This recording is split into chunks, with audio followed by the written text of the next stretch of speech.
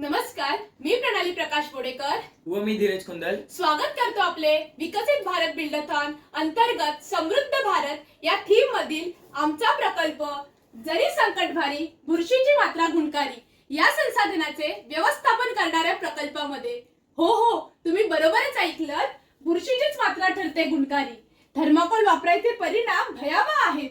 त्यांच्या उत्पादनात पॉलिस्टायरीन जे स्टायरीन पासून बनले आहेत, ज्याला international agency for research on cancer म्हणजेच IARC ने कार्सिनोजेनिक सेल असे घोषित केले आहे, ज्यामुळे मानवी आरोग्य धोक्यात आले आहे.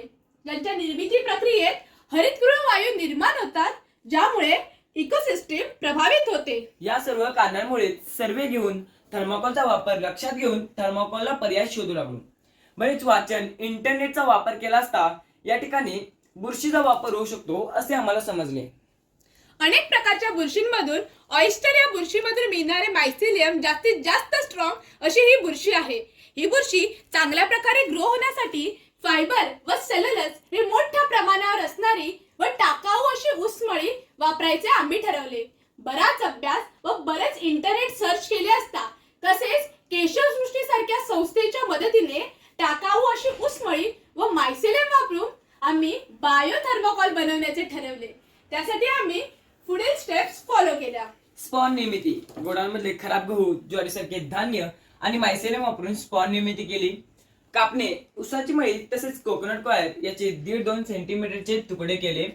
भिजवणे, बुरशीच्या वाढीस योग्य असा बेस मिळावा म्हणून हे मिश्रण भिजवले.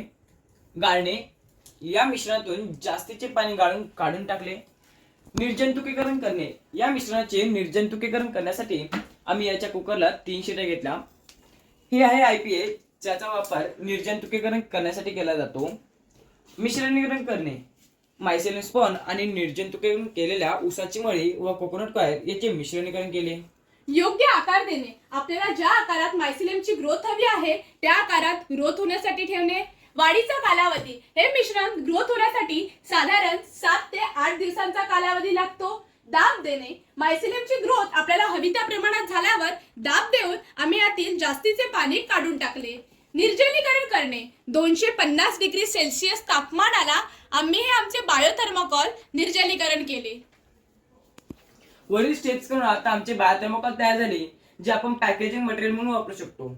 हे आमचे बायोथर्माकोल थर्माकोलला पर्याय ठरेल यासाठी आम्ही काही टेस्ट केल्या. स्ट्रेंथ अँड ड्युरेबिलिटी, या ठिकाणी 1 किलो इतके वजन आम्ही आमच्या तिन्ही सॅम्पलवर ठेवले असता तिन्ही सॅम्पलने 1 किलो इतके वजन आरामात पेलले. बायोडिग्रेडेबिलिटी, या ठिकाणी मात्र थर्माकोल जे आहे त्याचे विघटन होत नाही, परंतु बायोथर्माकोल व कोटेड बायोथर्माकोल आहे यांचे विघटन होते.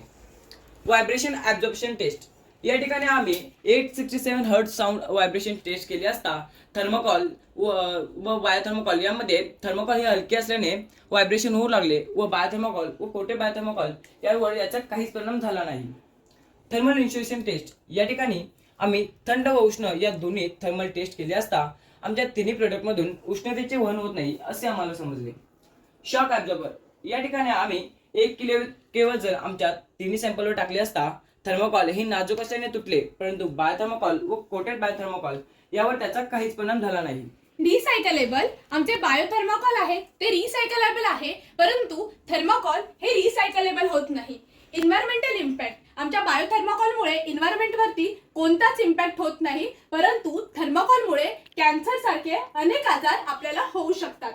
वॉटर रेझिस्टन्स टेस्ट, आम्ही तिन्ही आमचे सॅम्पल पाण्यावरती ठेवले असता हे तिन्ही सॅम्पल हलके असल्याने पाण्यावरती तरंगले. त्यानंतर आम्ही ह्याला टिश्यू पेपरवरती ठेवले असता खालच्या बाजूने पाहता या तिन्ही सॅम्पलवरती आम्हाला ओलसरपणा दिसून आला नाही.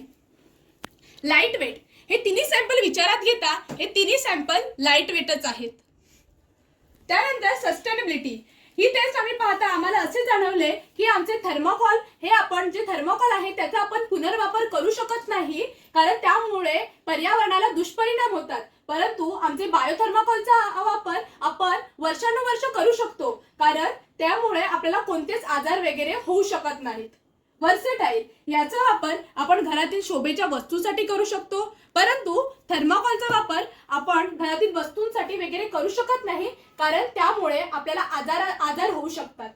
एकंदरीत काय तर वरील निष्कर्षावरून आमचे बायोथर्मोकॉल हे थर्मोकॉलला पर्याय ठरले आहेच, शिवाय त्याचा वापर झाल्यानंतर त्याला कचऱ्यात न टाकता त्याचे खत म्हणून सुद्धा वापर करू शकता. हे आमचे इको फ्रेंडली नैसर्गिक संसाधनाचे हानी टाळणारे सस्टेनेबल असे बायोथर्मोकॉल ग्रीन व क्लीन अशा उज्ज्वल भविष्याची नांदीच आहे. यातूनच स्टार्टअप बिझनेस सुरू करण्याचा आमचा विचार आहे. या बायोथर्मोकॉलचा उदय व प्रगती पाहता आम्ही हे नक्कीच सांगू शकतो की नाविन्य हे फक्त नवीन गोष्टी करण्यातच नाही, तर त्या गोष्टींमुळे समाजावर काही चांगले परिणाम होणार आहेत यावर अवलंबून असते.